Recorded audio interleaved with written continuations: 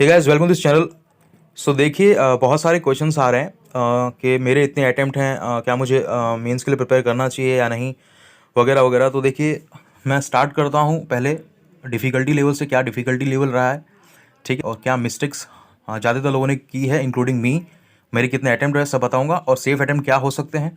और सबसे इम्पॉर्टेंट बात, जो 27 वाले जा रहे हैं उनके लिए, कि आपको तो क्या मिस्टेक्स नहीं करनी, ये सबसे ज़्यादा ध्यान देने वाली ज़रूरत है, क्योंकि ये मिस्टेक्स जो है आपसे होने के बुरे बुरे चांसेस हैं, ठीक है।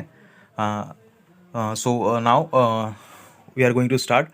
सो देखिए, डिफ़िकल्टी लेवल की अगर बात करें तो पिछले साल से डिफ़िकल्टी लेवल इस साल ज़्यादा है क्वांट में। अगर हम क्वांटिटेटिव एप्टीट्यूड की बात करें तो पिछले साल जो डिफ़िकल्टी था उससे काफ़ी ज़्यादा difficulty level, in the sense आपके कंसेप्ट में प्रॉब्लम नहीं होगी, आप उसे कर ले जाएंगे, बट यू नीड टाइम। ठीक है, आपको टाइम की बहुत ज़रूरत पड़ेगी, क्योंकि आप मान लीजिए अगर डीआई की बात करें तो आप जो डीआई करेंगे तो डीआई में क्वेश्चंस इतने लेंदी हैं कि आप बना भी लेंगे ना तो 4-4 5-5 लाइन के क्वेश्चन है, मतलब कैलकुलेशन में टाइम लग जाएगा। और अगर थोड़ी भी कैलकुलेशन इधर उधर हुई तो आपका सारा टाइम गया। और अगर आप फिर उसमें सुधारने में लग गए, ये वो कि मैं फिर से कर लूँगा वगैरह वगैरह, तो फिर सब कुछ हट जाएगा, ठीक है, क्वांट में। तो क्वांट में कम अटेम्प्ट रहे बट एक्यूरेसी के साथ रहे तो वो परफेक्ट है। मतलब ओवरऑल आपको मैनेज करना है, रीजनिंग को लेके, इंग्लिश को लेके और क्वांट को लेके आपको पूरा मैनेज करके एक अच्छा खासा अटेम्प्ट दे के आना है। और ये कोई मायने रखता है, देखिए अब मैंने कट ऑफ क्यों यहाँ पे लिखा, कट ऑफ आप प्रिडिक्ट कर सकते हैं बट डिसाइड नहीं कर सकते, क्योंकि एसबीआई अब जैसा ट्रेंड चल रहा है ना, कट ऑफ हमें लगता है कि डिफिकल्टी बढ़ गई तो कट ऑफ नीचे चला जाएगा। नहीं, अभी देखिए यहाँ पे जे मेंस में तो वाट लग गई सबकी, मतलब इतनी सीट्स थी गुजरात में, फिर भी कट ऑफ कम जाने के बजाय कट ऑफ ऊपर चला गया। तो कट ऑफ का आप प्रिडिक्ट नहीं कर सकते। हाँ, डिफिकल्टी लेवल है क्योंकि ऑल इंडिया एग्जाम है, पीओ का है, तो आप ये मान सकते हैं कि क्योंकि लोगों के अटेम्प्ट कम रहे तो थोड़ा सा नीचे जा सकता है। बट मैं यही कहूंगा, कट ऑफ आप मत डिसाइड कीजिए, आप अपना एक्यूरेसी और अटेम्प्ट देखिए, और मैं बताता हूँ सेफ अटेम्प्ट क्या हो सकते हैं, कितने हो सकते हैं। और मेन मैंने जैसे वाला कि क्या मिस्टेक्स हो सकती हैं, और 27 वाले आप देख लीजिए यहाँ पे ध्यान से, आपको क्या मिस्टेक नहीं करनी है। जैसे मान लीजिए आप इंग्लिश में गए, ठीक है, तो इंग्लिश आई थिंक जिसकी अच्छी होगी उसके लिए तो ईजी है काफ़ी, कोई इतनी दिक्कत नहीं होगी। बट क्वांट में क्या होगा, जब आप और क्वाड्रेटिक इक्वेशन भी कैसे आ रहे हैं, रूट एक्स में आ रहे हैं ना, रूट वाले में आ रहे हैं, उसमें क्या करना होता है कि आप उसी से मल्टीप्लाई कर दीजिए तो रूट हट जाएगा। या फिर आप जो है मान लीजिए 3 और 2 है, रूट 3 दिया है तो आप रूट 3 इंटू रूट 3 कर लो तो 3 हो जाएगा। और 2 का अलग से हो गया तो ऐड करके आप, मतलब 5 है अगर 3 और 2, तो आप इस तरह से ऐड करके उसे 5 बना सकते हैं। या फिर आप डायरेक्ट मल्टीप्लाई कर दीजिए।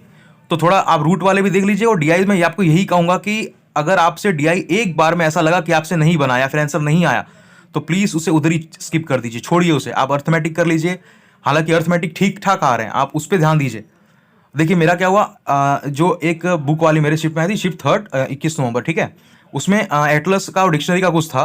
तो आई थिंक उसमें मिस्टेक क्या हो गई, तो बस गलती से क्या मिस्टेक, जो इक्वेशंस बनते हैं, कौन सा बड़ा है कौन सा छोटा, ये बहुत इंपॉर्टेंट होता है ना, बी माइनस एल या फिर एल माइनस बी, उसमें थोड़ी सी मिस्टेक वजह से कैलकुलेशन मिस्टेक हो गई। और इसलिए फिर वहाँ पे थोड़ा सा टाइम गया और मैंने सोचा नहीं ये अब ठीक नहीं है, ठीक है, तो मैंने पूरा स्किप कर दिया। दूसरा डीआई भी था बट बहुत कैलकुलेटिव था, आपको ध्यान से देखना पड़ता, हाँ इतने इतने बॉक्सेस है, इतने इतने नंबर्स है, मतलब कैलकुलेशन में ही सारा टाइम चला जाए, ऐसा था। तो इसलिए मैंने वहीं पे स्टॉप किया और मैंने अर्थमेटिक, मतलब सब मिला जुला के थोड़ा सा एटलीस्ट 15 हो गए 100% एक्यूरेसी के साथ, ठीक है। और फिर मैंने रीजनिंग में उसे जो है वसूल कर लिया, मतलब 29 क्वेश्चन 100% एक्यूरेसी का रीजनिंग में मैंने किए। 3 पजल्स थे लगभग, वो हो गए। और इस बार पजल्स भी थोड़े से आपको अच्छे मिल जाएंगे, अच्छे लेवल के मिलेंगे। और इंग्लिश में आप कवर कर सकते हैं, ठीक है। ओवरऑल मेरे 70 अटैम्प्ट है। अब देखिए, अटेम्प्ट और एक्यूरेसी जो बंदा करता है उसी को पता है, ठीक है। अगर आपने क्वेश्चन पेपर लिखा है, मतलब आपने एग्जाम दे के आए हैं, तो एक्यूरेसी और अटेम्प्ट क्या है आप वो डिसाइड कर दो, आपकी एक्यूरेसी क्या है वो आपको पता होना चाहिए।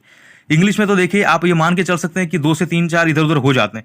आप कितना भी इंटेलिजेंट हो, आप मान के चल सकते हैं। अगर 100% आप श्योर नहीं हो सकते इंग्लिश में, 1-2 क्वेश्चन 3 क्वेश्चन तो आप इधर उधर मान, हाँ, लेकिन मैथ और रीजनिंग में आप 100% श्योर हो सकते हैं। और रीजनिंग में भी 1-2 क्वेश्चन इधर उधर हो जाते हैं मान लीजिए, तो गैप आप अपने हिसाब से डिसाइड कर लीजिए आपने कितना अटेम्प्ट किया है, और आपके कैटेगरी पे डिपेंड करेगा। सेफ अटेम्प्ट 60 से ऊपर है अगर एक्यूरेसी के साथ, तो आप सेफ हैं, ये मैं कह सकता हूँ। एक्यूरेसी के साथ 60 के ऊपर है तो आप सेफ हैं एक अच्छे खासे डिफिकल्टी लेवल पे। मान लीजिए शिफ्ट 4 आ गया, शिफ्ट 3 आ गया, इस तरह से, ठीक है।